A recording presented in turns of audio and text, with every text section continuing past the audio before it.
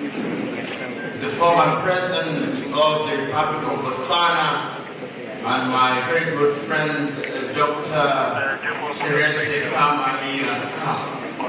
Permit me also to recognize my friend, the former Vice President of the Republic of Kenya, the Honorable Stephen Kalonzo Musyoka, to recognize the Governor of my Kweni, Mutula Kilonzo Jr., Mama Mulwa, the chair of the trustees of Kenya University, the chair of the council, the vice chancellor of the university, the chancellor of the university, the pro-chancellor, my good friend Dr. Heda, the academic staff, and permit me also to recognize some of my friends who have traveled far and wide to be present here.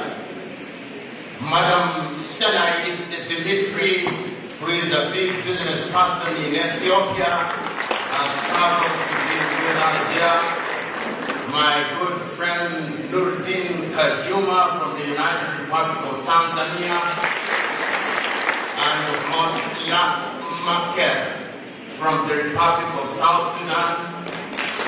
I believe Dr. Wanjiku Lumu is also here, one of the major proprietors, and Ray Nyamwea. Your Excellency, exactly 2 years ago, we were present here with my good friend Julius Selo Malema to institute the Pan-African Institute. And perhaps wisdom demands that the historical context is established. The historical context is that our foundation, the Pierre Lumumba Foundation, was debating where to establish the Pan-African Institute, present as we are today in 50 African countries. We had a conversation with Kenya University and agreed that the Mother Institute be established here. And I can confirm that 2 years later, we are spreading our tentacles.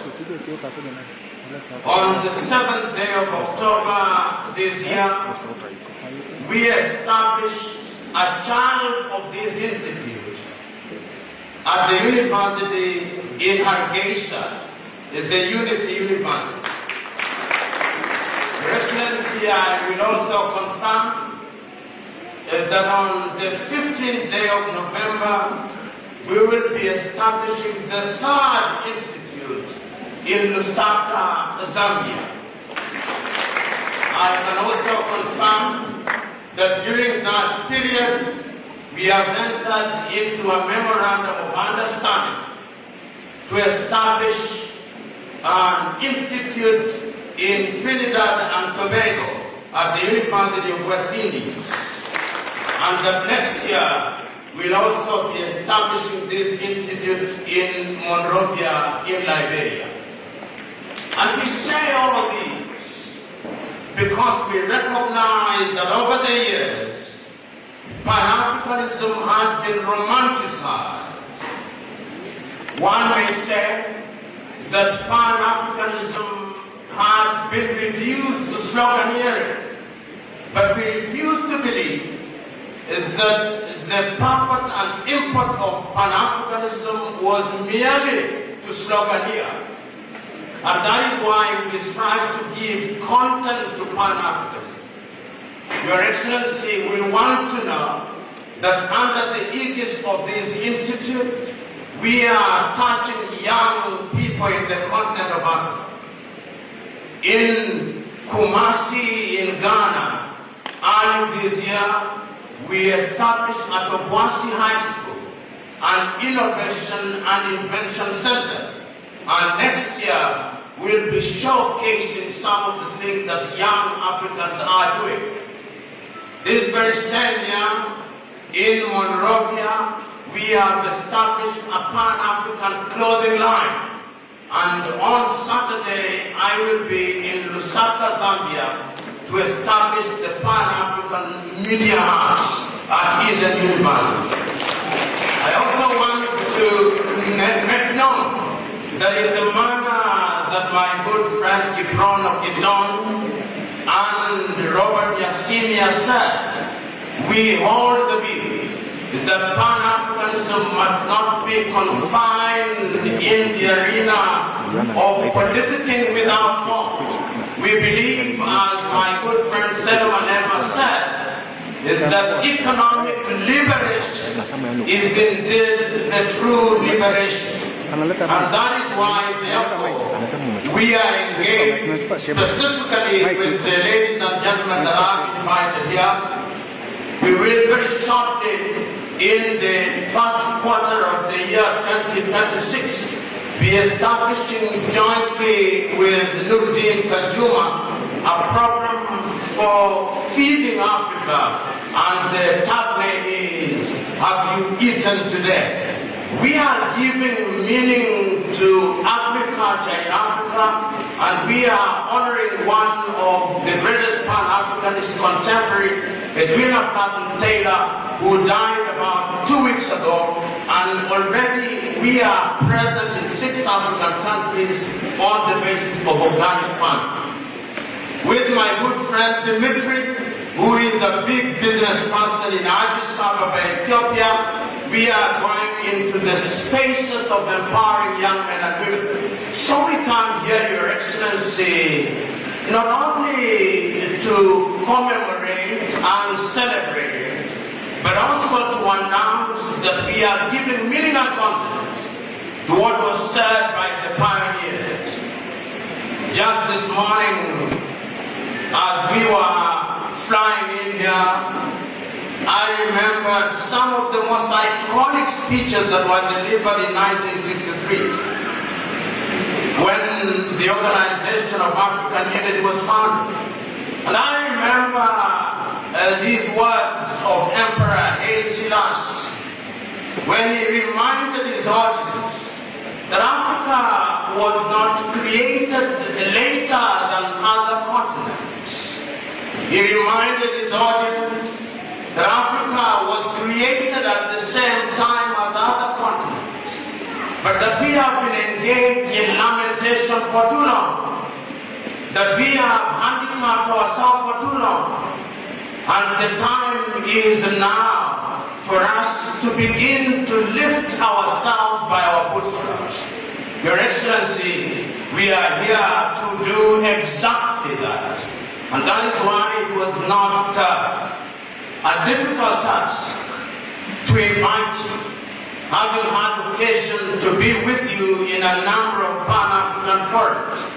It is also important to note that we had invited the former Vice President of Liberia, the Honorable Jewel Taylor, but she could not make it. She recorded our message, but technology has conspired against us, and therefore it will be communicated online. Your Excellency, on occasions such as these, wisdom not only requires but demands that we do not speak for too long. It requires that we only remind ourselves that we are on to a big thing. For the young people who are present here, it is your duty to carry this baton forward in the knowledge that throughout the ages, the continent of Africa has been undermined. In fact, if my combat has not let me down, the very place at which we are, Mtitoande, means the forest of vultures. And this is a place where during slavery, the bodies of Africans were eaten by vultures. Hence the name. We can no longer afford that luxury. Our duty, therefore, you who I am, is to go down in history, because if you do not have a sense of history, you cannot have a sense of the future. If you look at the young men and women who are the purveyors of Pan-Africanism, they were young. Nkrumah was young. Lumumba was young. Mboya was young. Nyerere was young. Samora was young. Saserese Kama was young. Biko was young. Amilcar Cabral was young. Ahmed Ben Bella was young. Tiro Ngobote was young. Kaunda was young. It is in your youth that you must carry this baton in the knowledge that Africa can only be catapulted into the orbit of sustainable development if our young men and women are in the forefront. And I pray and hope that beyond today's celebration, marked with pomp and circumstance, you will, each one of you, do that which is good and right. Mwalimu Julius Kambarage Nyerere, addressing young people such as yourselves in 1967, said in Kiswahili, and permit me to quote, siri ya maendeleo ni vijana wenye malezi bora, siha njema na bongo kali. Nina hakika na siha njema na malezi bora na mna bongo kali. Ladies and gentlemen, I said wisdom requires only one thing, not to speak for too long. I now conclude my remarks, and in so doing invite my good friend Sylvia Kasamba Mulwa to lead us into the next segment of this engagement.